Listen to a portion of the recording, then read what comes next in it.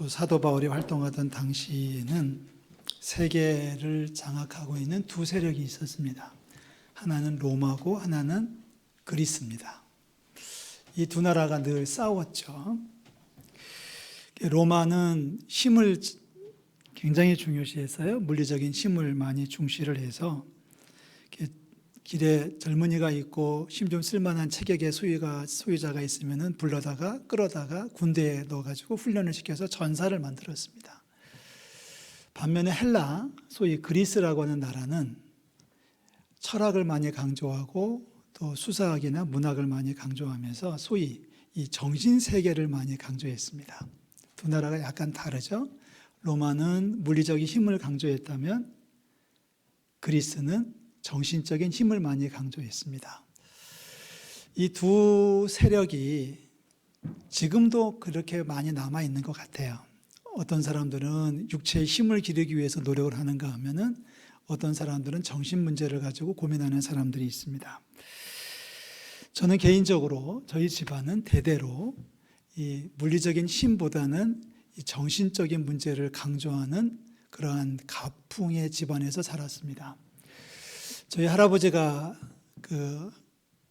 훈장가 어른이셨고요. 그래서 할아버지 밑에서 한문을 좀 배웠고, 저희 아버님은 중학교에서 수학을 가르치셨습니다. 그러니까 그분들만 아니라 외가 친가 할 것 없이 절반 정도, 외삼촌 또 삼촌 절반은 다 학교의 교수나 아니면 교사였던 그런 전력을 갖고 있어. 그러다 보니까 공부하는 거는 정말 기계 못이 박혀 들었습니다. 지금 생각해 보면 오후에 나가가지고 운동장에서 띄엄박질하고 공 차고 놀다가 들어오면 야단을 맞고, 왜 이제 왔냐고, 빨리 와서 숙제 안 하고 공부 안 하고 야단을 맞았고, 집에서 오랜 동안 늦은 시간까지 책을 벗삼고서 책상 앞에 앉아 있으면 그날은 간식을 먹었습니다. 분위기를 대충 아실 수 있죠. 그래서 저는 이런 어떤 근육 또 몸의 능력 뭐 이런 걸 따지는 사람들 앞에 가면 별로 힘을 못 써요. 그렇다고 뭐 공부를 잘한 것도 아닌데 사실은 말이죠. 그런 집안 풍토에서 자라다 보니까 개인적으로 근육질의 남자를 보면 부럽습니다. 근육질의 남자들이 있잖아요. 이렇게 뭐 역삼각형, 뭐 왕자 복근. 제가 알기로 이게 주의자님도 보통이 아닌 거로 제가 알고 있는데, 저희 교회에 그렇게 뭐 근육질의 남자분들은 많이 안 계셔서 제가 굉장히 행복은 해요. 가끔씩 이제 여자분들 중에 근육질의 여자분들이 계셔가지고 무섭기는 합니다만은, 한 번은요, 무슨 물건을 옮겨야 되는데, 이게 땅바닥에 있는 물건인데 제가 이제 두 손을 들고, 양손을 암만 힘을 쓰고 이게 물건이 들리지를 않아요. 포기를 했죠. 그런데 얼마 후에 어떤 남자가 오더니 아주 가볍게 그 물건을 드는 거예요. 그러고서 들고 가요. 한편으로는 창피하기도 하고 부럽기도 하고. 여러분 그 심장 아십니까? 나는 안 되는데 저 사람은 할 수 있다. 내 힘은 안 되는데. 그래서 목욕탕 같은 데 이렇게 가서 보면은 뭐 그런 사람들, 이렇게 뭐 근육질의 남자들을 보면은 솔직히 말해서 좀 위축이 될 때가 많이 있습니다. 그 사람들이 뭐 이러고 있으면 저는 암만 이렇게 해봤자 별로 나오는 게 없잖아요. 그래서 여자분들보단 좀 많이 나와요. 헬라가 그랬습니다. 가능하면 책상 앞에 앉아서 사색을 하고 책을 읽고 독서를 하고 연구를 하고. 근데 로마로 넘어가면 로마 사람들은 훈련을 하고 운동을 하고 뭐 이러면서 이제 근육질의 남자들이 환영을 받는 시대였었습니다. 이 두 문화 사이에서 바울이 자랍니다. 물론 바울은 이 정신세계에 더 많은 관심을 가졌던 사람입니다. 율법을 연구하고 학문을 연구했던 사람이죠. 그런데 사도 바울이 예수님을 만나고 주님을 경험하면서 새로운 세계에 눈을 뜨기 시작합니다. 정신적 세계가 세상을 아니다. 육체에 물리적인 힘이 있다고 그래가지고 그것이 전부가 아니다. 뭐가 다른 게 있다. 사도 바울이 연구를 하고 추적을 하기 시작하다가 발견한 것이 뭐냐면 바로 하나님의 능력입니다. 다 같이요. 하나님의 능력. 세상은 공부를 많이 해서 세상적으로 똑똑해지는 것도 중요하다. 반대쪽에서 근육을 키우고 군대를 훈련시켜서 힘을 키우는 나라가 승리한다. 이 두 사이에 껴있던 사도 바울이 알아낸 진리가 뭐냐면 이것도 아니고 저것도 부족합니다. 세상을 다스리는 힘은, 결정적인 힘은 머리 똑똑한 것도 아니고 근육 많이 나온 사람도 아니라 뭐겠어요? 하나님께서 이 세상을 다스리는 줄로 믿습니다. 그 말은 오늘 우리가 지금 고린도후서 10장에서 읽은 거예요. 10장 3절 여러분 보시면 자, 이렇게 번역을 할 수 있겠죠? 여러분 눈은 10장 3절을 보시고 귀는 제가 하는 말을 들으십시오. 3절입니다. 우리는 육신을 가지고 살고 있습니다. 그렇지만 육신을 따라 싸우는 것은 아닙니다. 동의하십니까? 믿음의 세계는 그렇잖아요. 우리는 육신을 가지고 있지만 우리 몸이 전부가 아닙니다. 4절. 싸우러 나갈 때 당연히 무기가 필요하지요. 그런데 우리가 가지고 있는 무기는 육신에 속한 것이 아닙니다. 우리가 사용하는 무기는 하나님의 능력입니다. 하나님의 능력은 세상 어떠한 성이라도 무너뜨릴 수 있습니다. 아멘. 사람들이 힘세다고 돌 갖다가 아무리 높은 성을 쌓았다 할지라도 하나님의 능력은 그 성을 무너뜨린다는 거예요. 성만 무너뜨리나요? 그 다음 말씀. 사람들이 그 똑똑한 머리로 만들어낸 이론도 하나님 앞에서는 아무것도 아닙니다. 5절입니다. 하나님을 대적하여 높아진 것들을 사로잡아 주님 앞에 무릎을 꿇게 할 것입니다. 주님 앞에 무릎을 꿇게 하는 것은 하나님의 능력입니다. 우리가 세상을 이기는 것은 다름 아니라 하나님의 능력으로 싸우기 때문입니다. 할렐루야. 지금 바울이 선포하는 내용이 그거예요. 야, 로마인들 당신들 힘 자랑하고 무기 만들고 전략을 세우고 해서 전쟁에서 이긴다고 하지만 소용없다. 하나님께서 당신들의 견고한 진도 무너뜨릴 겁니다. 헬라 사람들 똑똑하다고 연구하고 뭐 철학을 이야기하고 뭐가 어떻고 많이 이야기하지만 소용없다. 하나님은 하나님을 대적하여 높아진 그 어떤 생각도 사로잡아서 그리스도에게 복종시키는 하나님의 능력이 있으시다. 이게 사도 바울이 주장하고 있는, 선포하고 있는 내용이에요. 그리고 우리는 그 말씀을 아멘으로 받습니다. 육체의 힘도 아니고요, 사람의 지혜도 아니고요, 하나님의 능력이 세상을 이길 줄로 믿습니다. 십자가의 도란 말이 있습니다. 십자가의 도. 요즘 뭐 길거리에서 가끔 도를 아십니까? 뭐 이렇게 묻는 사람들이 있어서 골치 아프긴 한데, 원래 이 도라고 하는 것은 진리, 방법, 정도 이런 뜻이죠. 그러니까 십자가의 도라고 하는 것은 바로 예수님께서 이 땅에 오셨고 우리를 위해서 십자가에 달려 죽으셨고 죽은 자 가운데 3일 만에 부활하셨고 우리가 예수님을 믿으면 멸망치 않고 심판받지 않고 영생을 얻게 될 것이다. 구원을 받아 영생에 이르게 될 것이다. 아멘. 이게 십자가의 도예요. 십자가의 가르침, 십자가의 복음이라는 얘기겠죠. 우리를 사랑하신 하나님께서 우리를 위해서 이 땅에 오셨고 우리를 위해 십자가에 달려 죽으셨지만 3일 만에 부활하셨다. 이 사실을 믿는 사람들은 누구든지 멸망치 않고 영생을 얻게 될 것이다. 이 사실을 믿는 사람들은 그리스도인들입니다. 저와 여러분들 다 믿고 있죠. 그런데 세상 사람은 이 사실을 믿지를 않아요. 몰라요. 관심도 없어요. 그래서 그 사람들이 볼 때는 십자가의 도가 미련해 보이는 거예요. 솔직히 그렇습니다. 예수를 모르는 사람들은 왜 우리가 예수님 앞에 예배하는지를 몰라요. 왜 주여 주여를 부르는지 그 사람들은 모르잖아요. 그 사람들이 볼 때는 우리를 향해서 그렇게 말할 거예요. 이제 미련한 사람들이라고 말할지 모르지만 우리는 다르죠. 예수님이 우리의 소망이시고 예수님이 우리의 기쁨이시고 예수님이 우리의 행복인 줄로 믿습니다. 주님을 믿으면 영생을 얻는다고 했기 때문에 우리들은 내세를 믿는 거예요. 죽어도 살겠고. 할렐루야. 저 사람들은 죽으면 끝이에요. 왜요? 십자가의 도를 모르니까. 십자가의 도를 모르니까 죽으면 끝이에요. 그러니까 이별이에요. 그러니까 죽으면 다 끝난다고 생각하고 스스로 목숨을 끊어요. 죽으면 끝난다고 생각하는 사람을 죽이기도 해요. 인생을 포기합니다. 왜요? 죽으면 끝이니까.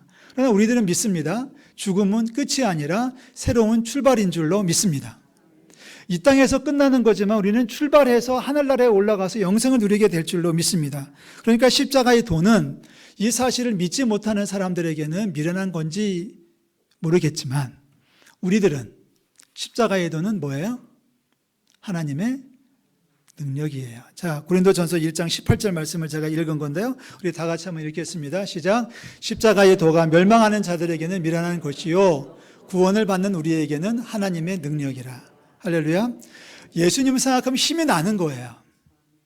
예수님 생각하면은 슬픔도 사라지고 기쁨으로 바뀌어지는 거예요. 예수님 생각하면 예수님 때문에 우리가 포기했다가도 다시 용기를 낼 수 있는 거예요.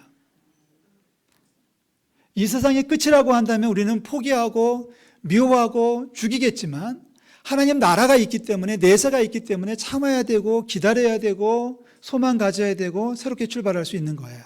그러니까 우리에게는 십자가의 도는 미련한 것이 아니라 뭐예요?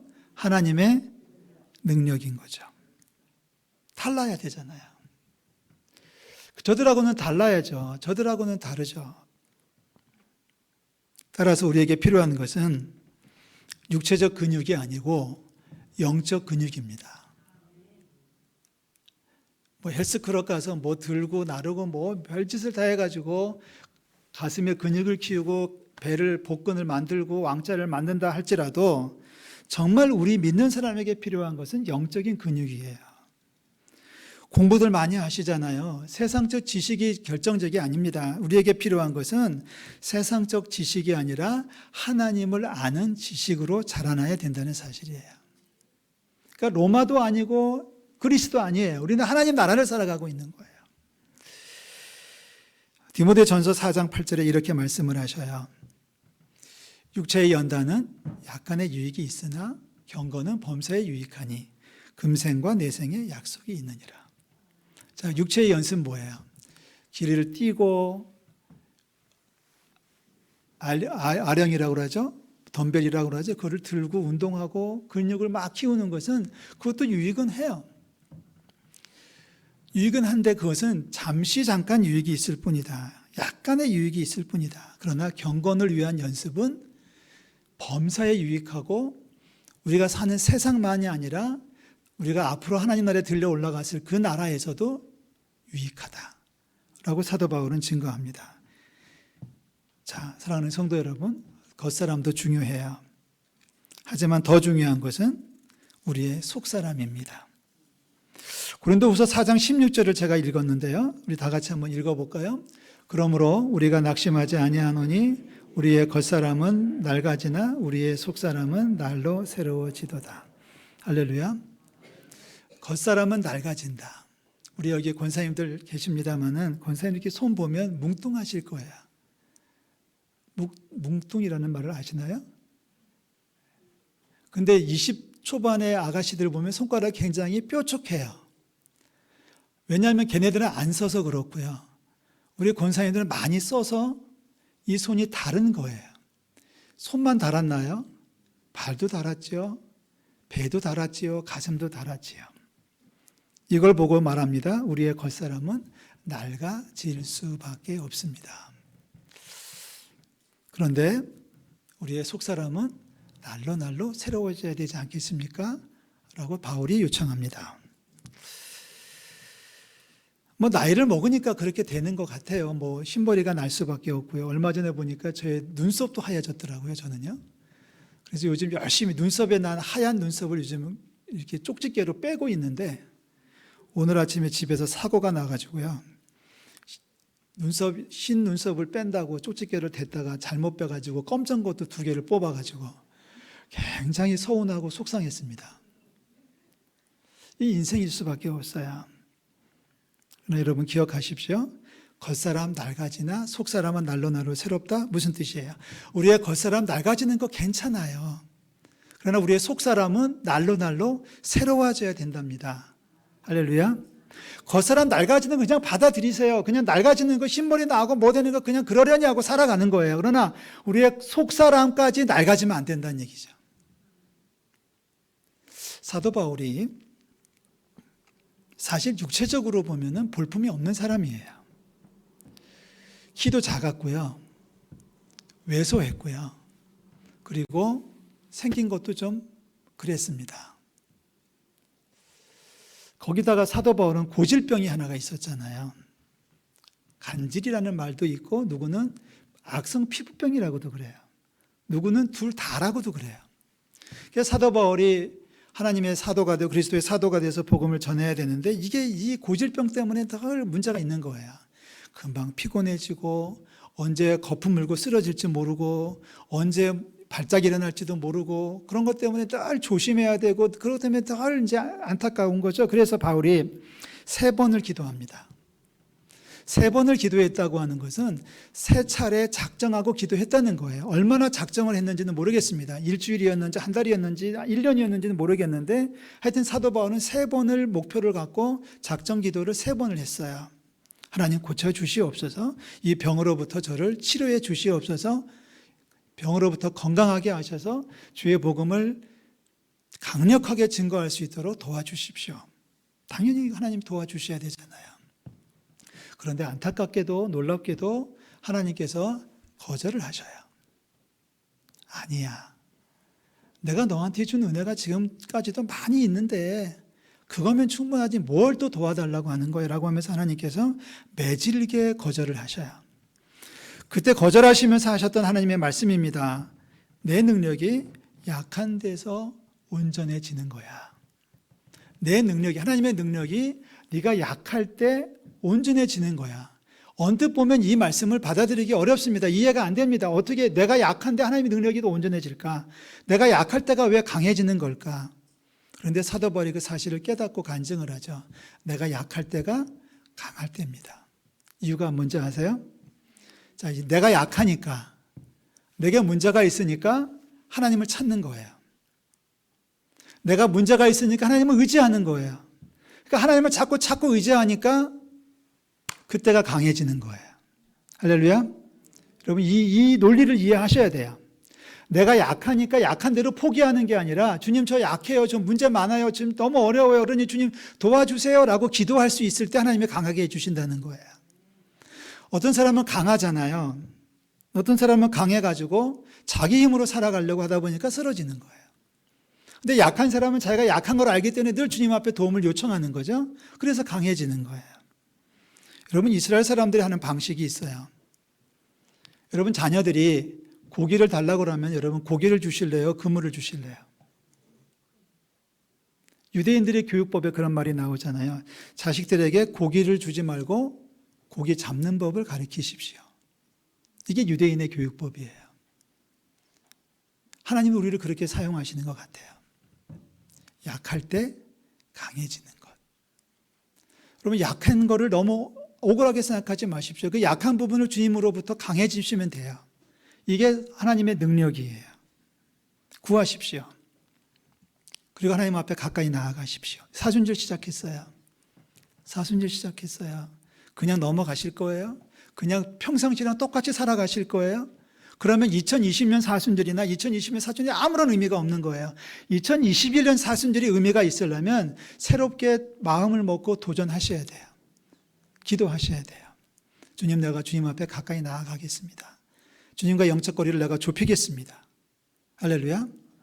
사도 바울이요, 에베소 교회에 편지를 보냈잖아요. 에베소 교회에 편지를 보내면서 기도해요. 내가 당신들을 위해서 늘 기도하고 있어요. 내가 당신들을 위해서 늘 기도하고 있는데 하면서 기도하는 내용을 적어요. 그것이 에베소 3장에 나옵니다. 3장 14절부터 16절까지 기도의 첫 부분을 화면에 올렸는데 여러분 읽어보실까요? 이러므로 내가 하늘과 땅에 있는 각 족속에게 이름을 주신 아버지 앞에 무릎을 꿇고 비노니 그의 영광의 풍성함을 따라 그의 성령으로 말미암아 너희 속사람을 능력으로 강건하게 하시오며. 첫 번째 기도 제목이에요. 우리하고는 좀 다르네요. 우리는 기도 제목 내라고 그러면 사업 좀 잘 되게 해주시고 자식들 좀 잘 되게 해주시고 또 뭐가 있나요? 건강하게 해주시고 못된 놈 좀 치워주시고. 근데 사도 바울이 기도하는 내용을 보면 그런 게 아무것도 없어요. 뭐라고 기도하냐면 나는 너희들을 위해서 늘 기도하고 있거든. 내가 너희들을 위해서, 에베소 교인들을 위해서 기도하는 첫 번째 기도 제목은 바로 그거야. 너희의 속사람이 능력으로 강건하게 해 주십시오 라고 기도한다는 거예요. 뭐 에베소 사람들은 먹을 게 충분했을까요? 에베소 사람들은 몸이 아픈 사람이 없었을까요? 에베소 사람들은 가정에 문제가 없었을까요? 그런데 사도 바울은 그런 기도가 하기 전에 먼저 기도하기를 뭐라고 하냐면 에베소 사람들이 하나님의 능력으로 속사람이 좀 강건하게 해주시기를 기도하고 있다는 사실이 중요한 거예요. 정리를 좀 할까요? 사랑하는 성도 여러분, 영적 근육을 키우시기를 주의 이름으로 축원합니다. 요 앞에 나가면, 공원에 나가면 이렇게 뛰는 사람이 많은지 몰라요. 헬스클럽에 뭐 기구가 그렇게 많은지를 모르겠어요. 육체의 근육을 키우는 것도 중요하고요. 내 정신적인 지혜를 키우는 것도 중요하지만 우리가 십자가의 도로 살아가는 사람들이라면 영적인 근육을 키우시기를 주의 이름으로 축원합니다. 겉사람은 낡아도 속사람은 날로 날로 새로워질 것이고요. 우리의 속사람이 능력으로 강건해지면 아무리 힘센 녀석들도, 아무리 똑똑한 사람들도 능히 무너뜨릴 줄로 믿습니다. 세상을 이기는 힘은 내 팔의 힘도 아니고 내 머리의 지식도 아니라 우리 가운데 역사하시는 주님의 능력인 줄로 믿습니다. 우리 속사람이 능력으로 강건해지는 이번 한 주간, 이번 사순절 되기를 주의 이름으로 축원합니다. 기도하겠습니다. 하나님 아버지의 은혜와 사랑을 감사드립니다. 사순절을 시작을 했습니다. 세상은 온통 자기의 근육을 키우고 있고 자기의 지식을 키우고 있는데 우리 십자가의 도를 갖고 살아가는 사람들, 그리스도인들은 영적 근육을 키우기를 원합니다. 하나님, 팔의 힘이 아니라 내 IQ가 아니라 하나님의 능력이 세상을 이기는 줄로 믿사오니 아버지여, 잠깐 있다 없어지는 것에 저희들 매이지 말게 도와주시고 영생에 이르는 놀라운 축복 가운데 살아갈 수 있도록 우리 모두를 주장하여 주시옵소서. 예수 그리스도의 이름으로 기도하옵나이다. 아멘.